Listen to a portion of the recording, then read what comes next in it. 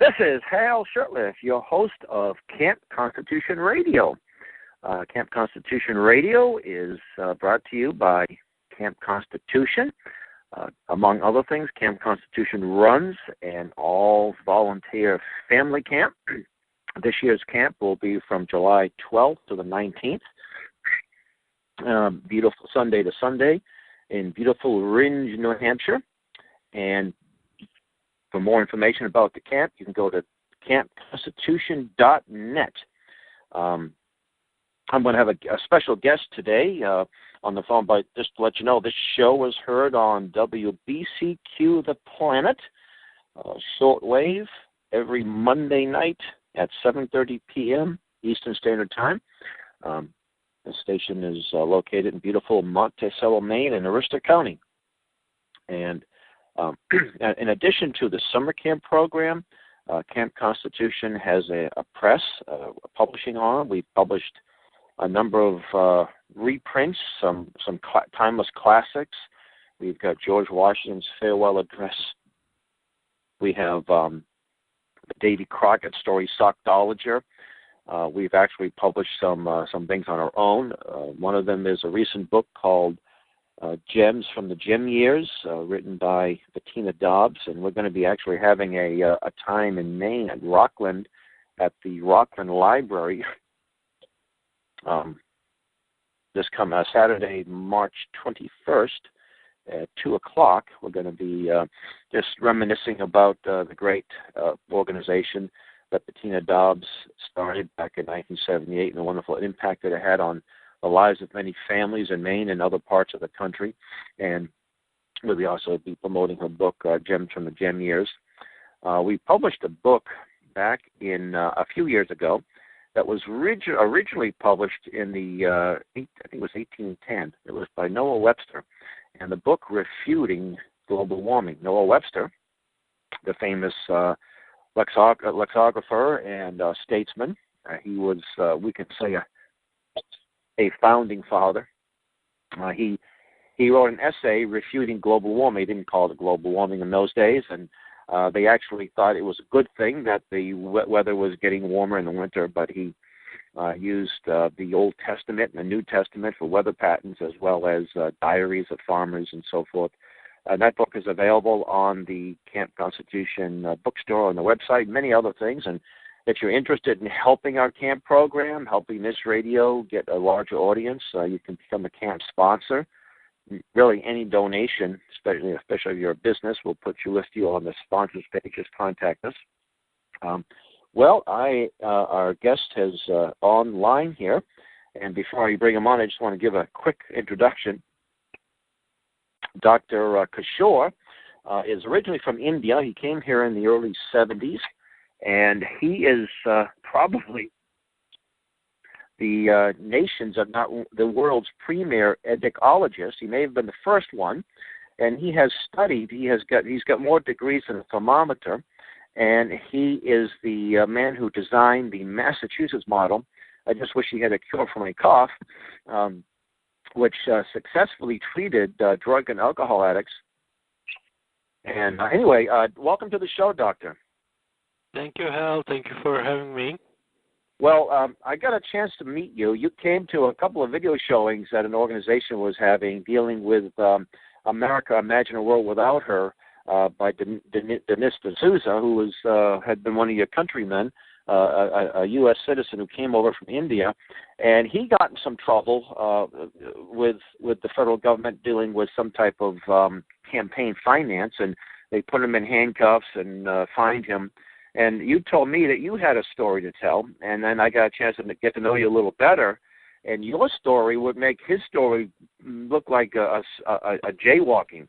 So let's talk a little bit about yourself. And we only have a half an hour. Keep that in mind. So, and then what happened? I mean, talk about your successful clinics and the model, Massachusetts model, and then what happened? The heavy hand of the state government here in Massachusetts. Right. I think addiction is a major problem. When I came in here, it was not such a major problem, but I came to this country in 1977, trained at the Washingtonian Center, one of the oldest addiction programs.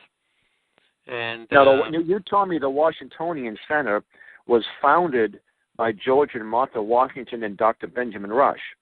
Is correct. The philosophy and ideology originated in the early 1800s, and it took root in around 1830, and it had quite a reputation in those days. 150 centers across the country. They called them Washingtonian homes in those days, and they treated alcoholics and addicts in their homes, and they really had a great success rate. They got people sober with the help of pastors. And the last one that survived was in Boston, and I became the medical director there. I cut my teeth in the old traditions, and I enhanced it by creating a program that based on sobriety and spirituality rather than medicating people. The model was called the Massachusetts model. It involves getting people sober without using narcotics, and then maintaining their sobriety without using any mind-altering, mood-altering substances. And people did great. And your model treats the whole body, not just. You mentioned when you spoke at a presentation recently. You mentioned the three other models, and these all basically either dry you out, but it doesn't treat the whole body. And you pointed out that an alcoholic or a drug addict has a sick body. It's not just the heroin or cocaine or the booze that they're ingesting, but they've got vitamin deficiencies, they've got mental deficiencies. So you treat the whole, almost what I guess they call it, holistic approach. Is that the right term? We have to. There is no other way to treat addiction except to embrace the person who's been hurt and take care of them body, mind, and spirit and soul. If you don't do that, they'll go back. That's why success rates for addiction are so miserable in other programs. They were less than 2 to 5% sobriety at 1 year. All the investment, goes down the drain when people relapse and they get abandoned. You can't do that. Now, when I met you, we sat down over breakfast, and I made reference to the medical mafia. And I became aware of that, two things. It was a book called A World Without Cancer, written by Edward Griffin, who also wrote a book on the Federal Reserve Bank. And he talked about the chemical cartels. He talked about the Flexner Report from 1905 and how the chemical companies under the Rockefeller controlled people basically took over the medical schools, set up the FDA, kind of go after the natural medicine people, the homeopaths and the naturopaths to promote chemicals, and it's big pharma, big business. And then when my wife we had a legitimate case when one of my daughters was born. My wife had some nerve damage, and it was a result of the epidural, and we filed a suit, and it was legitimate. We weren't asking for $1 billion. We were just asking for really modest amounts, pain and suffering and what have you. And it was so difficult. We were told that you couldn't get any doctors within greater Northeast to test. You had to go to the Midwest to find somebody, and it was just a horrible ordeal, and we ended up having to drop the case. And so I got my hands full of this, and you created this model that was pennies on the dollar. It saved the taxpayers thousands, millions of dollars for all the people you treated, and then they went after you.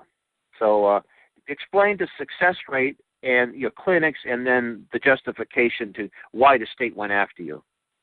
The contrast between what I did and what was happening when I started my practice in 1991, 2 to 5% of the people who went to a detox or a rehab were staying sober, whereas in my practice, close to 37% were staying sober.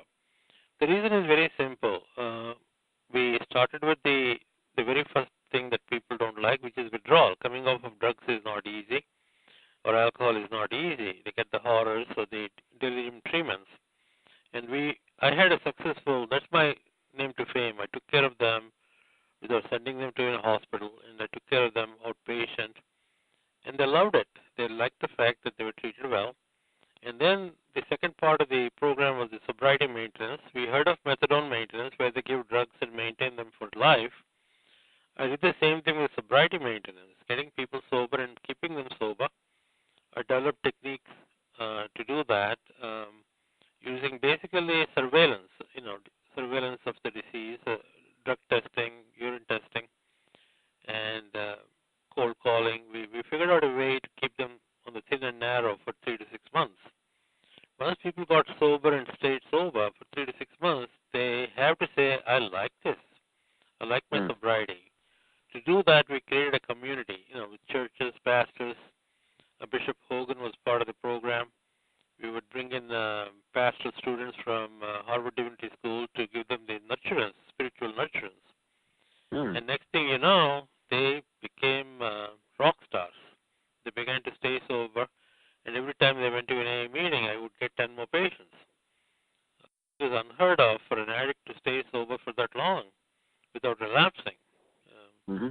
Then I began to treat them in primary care, not in psychiatry, keeping them, giving them medical care. Whatever the problems are they accumulated when they were using drugs, whether it be hepatitis or carditis. I took care of all of those things, and they loved it. They have a safe system, but at the same time we were doing surveillance. So, see, usually when people slip, slide, or relapse, we don't want them to get to a full-blown relapse. It's basically got to go back to the ground zero and start all over again. So we caught them before they slipped by urine testing and hair testing and saliva testing and blood testing. We have a very sophisticated approach to recognizing the early signs of drinking or drugging. And bingo, we had a wraparound service. We called it the wraparound service. So they did great. They did great, and their families came in. We had a family practice. We educated the families, and next thing you know, people blended back into the fabric of the society. We didn't see them as an addict. We saw them as another fellow human being who is back on track. Now, how many people did you treat? Well, over the course of the practice, my practice was from 1991 to 2011, and we treated close to 250,000 patients. 250,000 patients. This is just in Massachusetts? This is just in Massachusetts, though people came in from contiguous states. We had people from Connecticut a little bit, Vermont, because our sites were closer to these borders, state borders. And how many clinics did you have around Massachusetts? We had a total of 52. 52 clinics. 52 clinics, and community friendly. We are in the local communities. We hired local. We hired people from the same area, so they knew the culture, and they adopted to the ecology. I call it ecology, for want of a better word. Right. So each community has its own idiosyncrasies. For example, in Malden, in Martha's Vineyard, most of my patients were middle-aged women, and they wanted really? Acupuncture clinic. We gave them an acupuncture clinic 12 to 1 twice a week. It's like the social hour. They came in after they put their kids to the bus to school or whatever, and then they stayed for an hour. That's a sobriety mechanism. And by the way, drug addiction doesn't seem to have a favorite racial group or economic group. It sort of goes after all, right? Rich, poor, middle class. Right. All of us have an addiction potential. We're all on the same bell curve, except one person might take one drink, another person might take 1,000 drinks. So we all can get addicted. There's no human being who is who can safely use drugs and come back to safety. All of us have potential. The question is, how do we know who has the highest risk and who has the lowest risk? If we know that, one of us will get the Nobel Prize. We don't know how to calculate the ratio yet. Right. So we have to treat people with equal care and caution.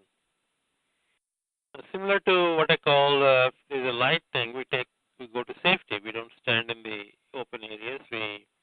So we basically have to do prevention. Is the best medicine. Right. So you treated you and your staff treated over 250,000 people. That's a whole lot of folks. And then what happened in 2011? That seemed to be when things started unraveling. Right. By 2010 October, I was the top of the heap. I was nationally recognized as a leader in addiction medicine. I got awards. My model was recognized by the National Institute of Drug Abuse as one of the 4 models of care. I went to Europe to tell them about my model. And then when I came back, I found myself under attack by the... By the way, the Boston Celtics recognize you too, Heroes Among Us, right? Right. In 2004, they had an award for me. And I got varieties of recognition. But what happened in 2011 is a travesty of justice. Because of the enormous number of people who were coming, the state-sponsored methadone cartel and the Suboxone cartel were not getting enough patients.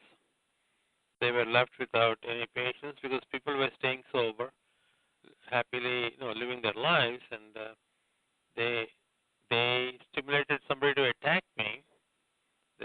They formulated a grand jury, and next thing you know, we had varieties of investigations which we thought we can pass through.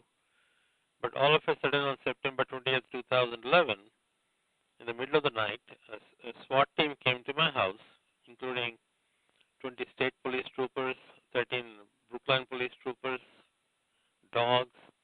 They treated me like a drug lord or something. They probably would have treated a drug lord better than you. And I know this is radio, so they can't see you.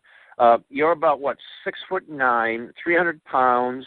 You are a 10th degree black belt, Special Forces Delta operative, and you are proficient in every single conceivable small arms. Is that correct? Exact opposite. I'm 5'8", 190 pounds. So a doctor. So they took me out with all kinds of chains and took my shoulder out of place. And this is the strangest thing that happened to me. And next thing you know, the next day they had varieties of newspapers, TV stations, all covering this arraignment. All the publicity hurt my company, and I had to close it. I couldn't keep it open. And the next thing you know, all these people who were sober, 2,300 people who were staying sober with my help, were converted to methadone maintenance patients the very next day. I wonder how many people have died after they shut down your clinics. Because I remember just recently I heard a story on the radio saying that there's been an inordinate amount of drug overdoses in the South Shore and here and there. And in New Hampshire, just last week, or actually earlier this week, I guess the person at the Department of Health was talking about the heroin or the drug epidemic too. And you say you treated people in New Hampshire, so I wonder, for the sake of what the medical mafia going after you, I think they'd rather see people die. And you hate to say something like this, but what other conclusions can one draw? They'd rather see you shut down and people die than see you be successful and these people lose money. It makes me so upset when we talk about all these deaths because there are 46 deaths happening every single day. It's not just an epidemic; it's a crisis. It's a pandemic. Now, is this in Massachusetts alone or in the region? It's in the region, around 46 deaths. Massachusetts probably averages about 10 to 12 deaths of those. A day. A day. Of overdose. So you do that. Yeah. And if you multiply that by 365 days, that's a lot of folks. That's a lot of folks. We have outbeat motor vehicle accidents, fires, injuries. It's the number one cause of death in the state. And if you look at, like I say, someone who's high or drunk, and they get there, so sometimes they're not just hurting themselves; they're hurting a lot of other people, physically hurting them through accidents or what have you. And if they can't afford the drugs, they have to go out and steal or rob people and hurting others. So the consequences are really hard to. But you can imagine the economic and physical consequences of just shutting down your clinics. Absolutely right. I think these are young adults. Keep in mind, these are not older people who suddenly got into addiction. These are young adults in the prime of their life. They're 17, 18. There are about 13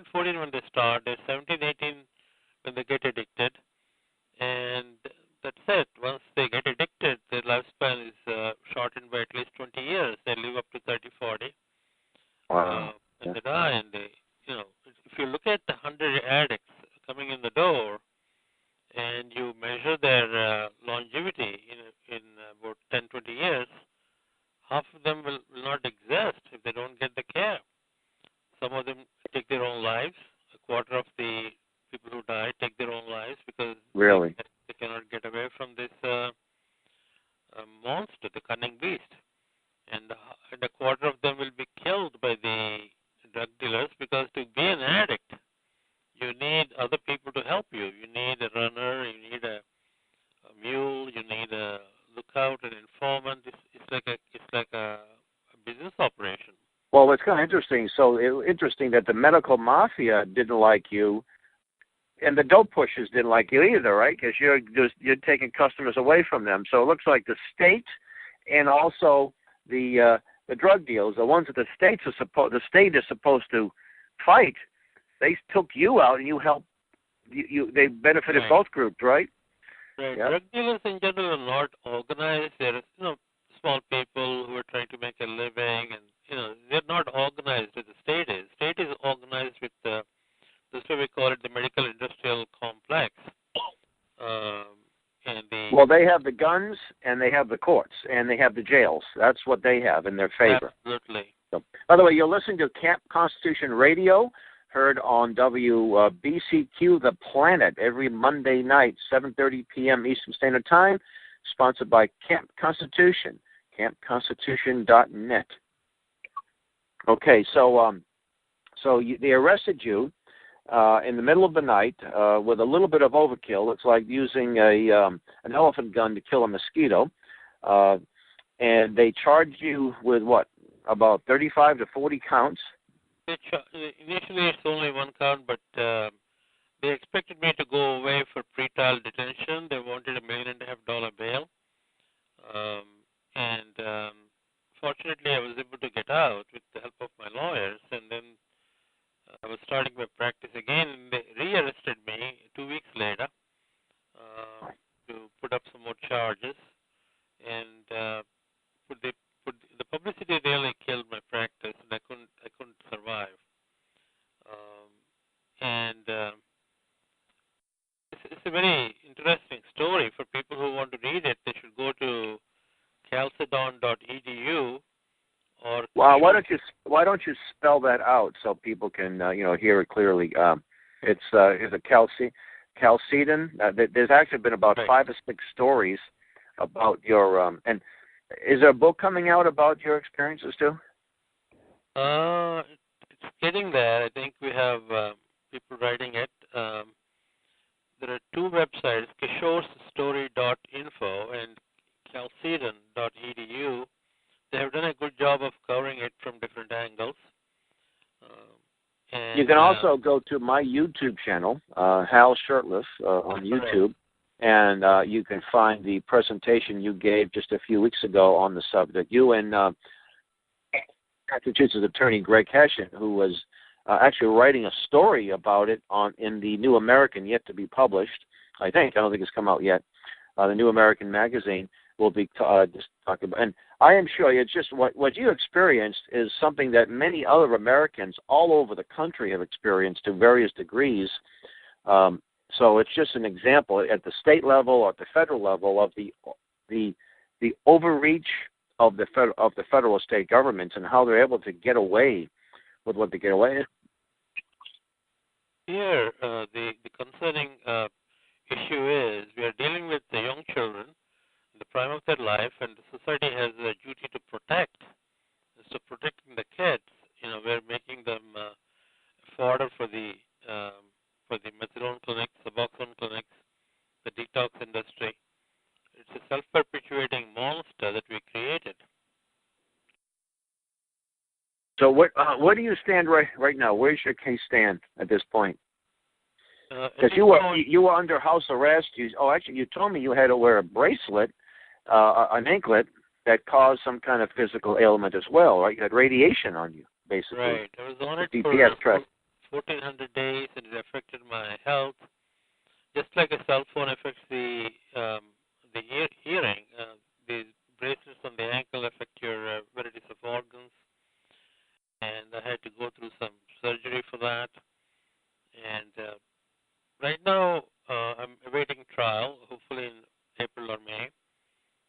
and trying to clear my name. I did not. The charges are pretty interesting too.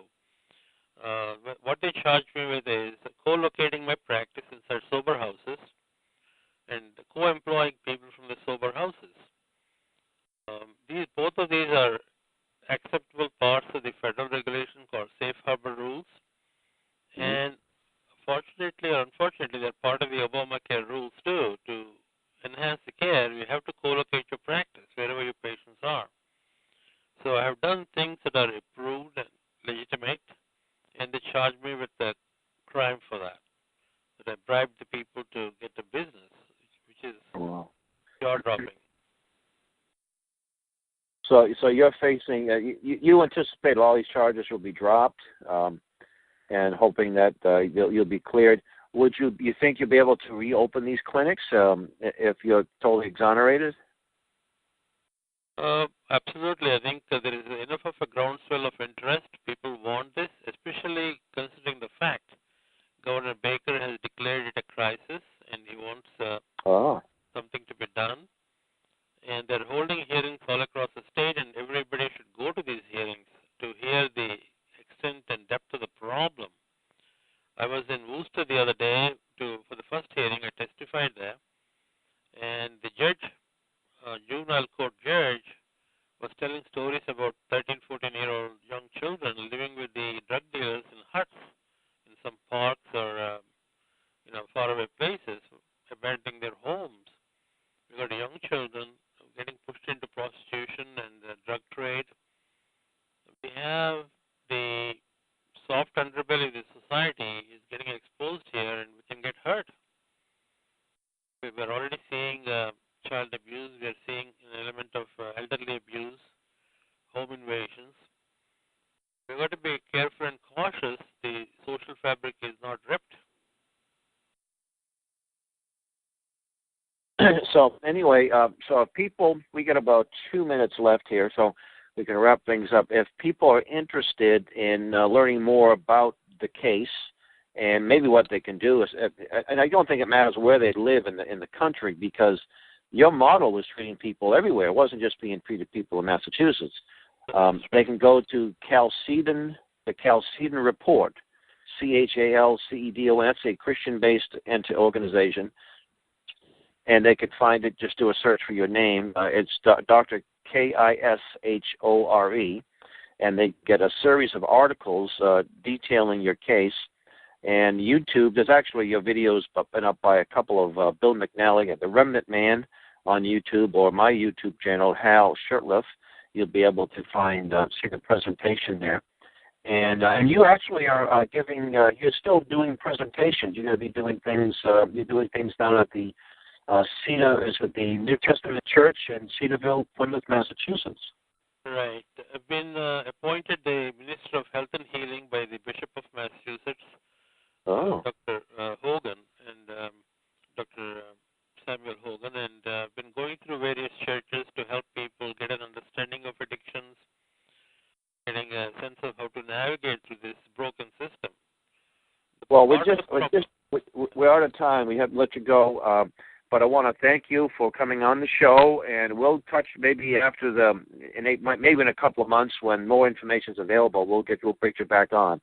So God bless you, and thanks for coming on. And you're listening to Camp Constitution Radio on WBCQ The Planet. Good night, and God bless. Good night, and God bless.